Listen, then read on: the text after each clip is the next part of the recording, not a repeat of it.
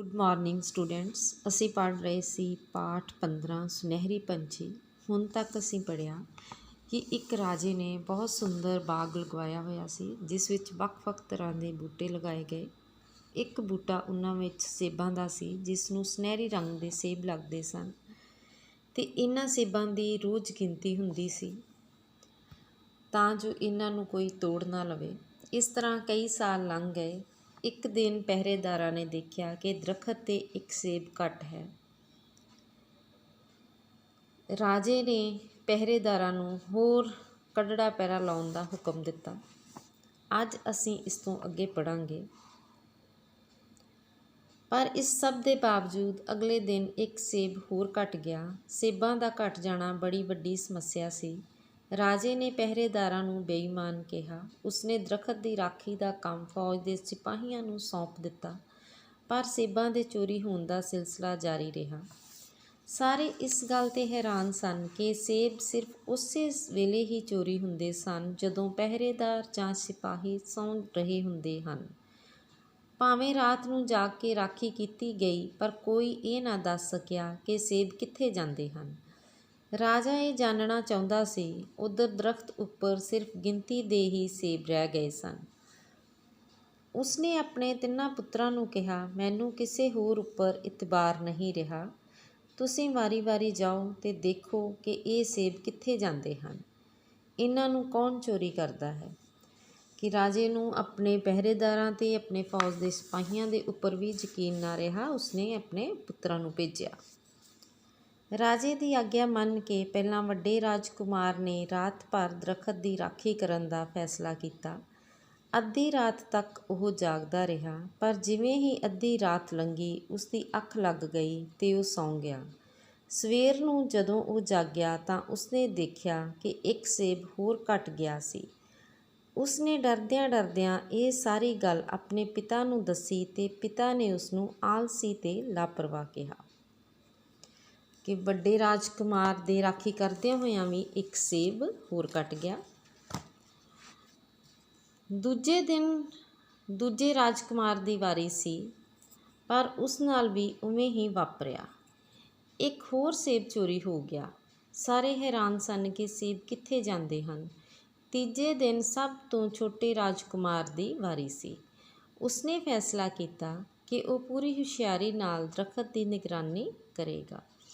ਕਿ ਦੋ ਰਾਜਕੁਮਾਰ ਜਿਹੜੇ ਵੱਡੇ ਸੀ ਉਹਨਾਂ ਦੀ ਰਾਖੀ ਦੇ ਦੌਰਾਨ ਵੀ ਸੇਬ ਚੋਰੀ ਹੋ ਗਏ। ਹੁਣ ਤੀਸਰੇ ਰਾਜਕੁਮਾਰ ਦੀ ਵਾਰੀ ਸੀ।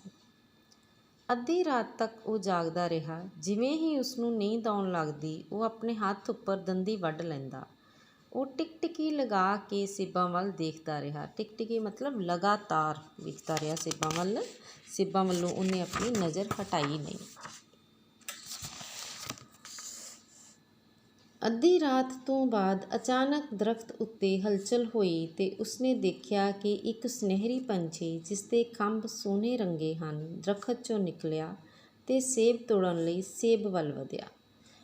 ਰਾਜਕੁਮਾਰ ਨੇ ਝੱਟ ਆਪਣਾ ਤੀਰ ਉਸ ਉੱਪਰ ਚਲਾ ਦਿੱਤਾ। ਉਹ ਪੰਛੀ ਸੇਬ ਤੋੜ ਕੇ ਉੱਡਣ ਵਿੱਚ ਕਾਮਯਾਬ ਹੋ ਗਿਆ, ਪਰ ਤੀਰ ਨਾਲ ਉਸਦਾ ਇੱਕ ਖੰਭ ਹੇਠਾਂ ਡਿੱਗ ਪਿਆ।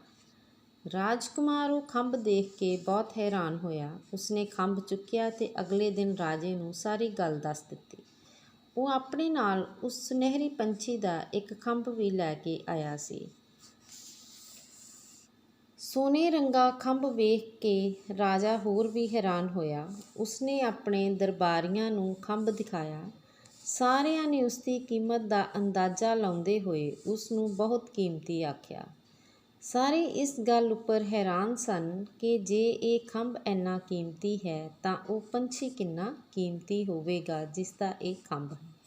ਹੁਣ ਇਹ ਤਾਂ ਪਤਾ ਲੱਗ ਗਿਆ ਕਿ ਇੱਕ ਪੰਛੀ ਹੈ ਜੋ ਸੇਬ ਤੋੜ ਕੇ ਲੈ ਕੇ ਜਾਂਦਾ ਹੈ। ਸਾਨੂੰ ਉਹ ਪੰਛੀ ਹਾਸਲ ਕਰਨਾ ਚਾਹੀਦਾ ਹੈ ਅਤੇ ਉਸਨੂੰ ਆਪਣੇ ਇਸ ਬਾਗ ਵਿੱਚ ਇਸੇ ਦਰੱਖਤ ਉੱਪਰ ਪਿੰਜਰੇ ਵਿੱਚ ਪਾ ਕੇ ਰੱਖਣਾ ਚਾਹੀਦਾ ਹੈ। ਇਹ ਸਾਰਿਆਂ ਨੇ ਸਲਾਹ ਕੀਤੀ ਹੈ। ਰਾਜੇ ਨੇ ਉਸ ਪੰਛੀ ਬਾਰੇ ਦੱਸ ਪਾਉਣ ਵਾਲੇ ਨੂੰ ਵੱਡਾ ਇਨਾਮ ਦੇਣ ਦਾ ਐਲਾਨ ਕੀਤਾ ਅਤੇ ਆਪਣੇ ਰਾਜ ਦੇ ਸਾਰੇ ਸਿਆਣਿਆਂ ਨੂੰ ਕਿਹਾ ਕਿ ਉਹ ਉਸ ਪੰਛੀ ਬਾਰੇ ਪਤਾ ਲਗਾਉਣ। ਪਰ ਇਸ ਦਾ ਕੋਈ ਲਾਭ ਨਾ ਹੋਇਆ।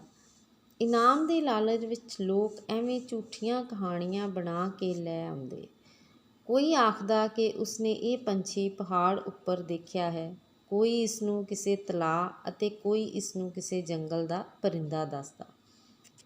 2 ਹਫ਼ਤੇ ਬੀਤ ਜਾਣ ਤੋਂ ਬਾਅਦ ਵੀ ਕੋਈ ਉਸ ਪੰਛੀ ਦਾ ਸੁਰਾਗ ਨਾ ਲਾ ਸਕਿਆ। ਸੁਰਾਗ ਮਤਲਬ ਪਤਾ ਨਾ ਲਾ ਸਕਿਆ।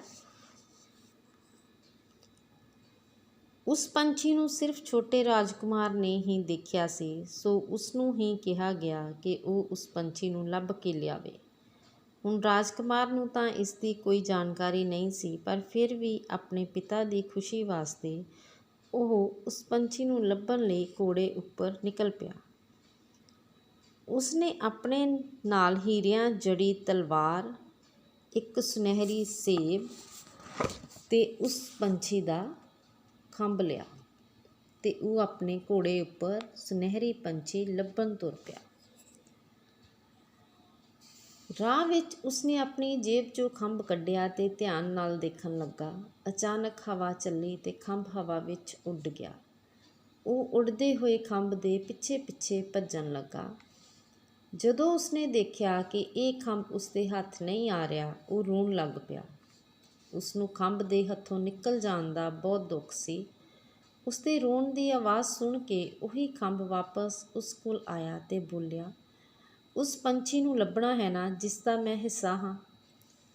ਰਾਜਕੁਮਾਰ ਰੋਂਦਾ ਰੋਂਦਾ ਚੁੱਪ ਕਰ ਗਿਆ ਤੇ ਕਹਿਣ ਲੱਗਾ, ਹਾਂ ਤਾਂ ਚੱਲ ਮੇਰੇ ਨਾਲ, ਮੇਰੇ ਪਿੱਛੇ ਪਿੱਛੇ ਆ, ਮੈਂ ਤੈਨੂੰ ਆਪਣੇ ਉਸ ਪਿਆਰੇ ਪੰਛੀ ਕੋਲ ਲੈ ਚੱਲਦਾ ਹਾਂ।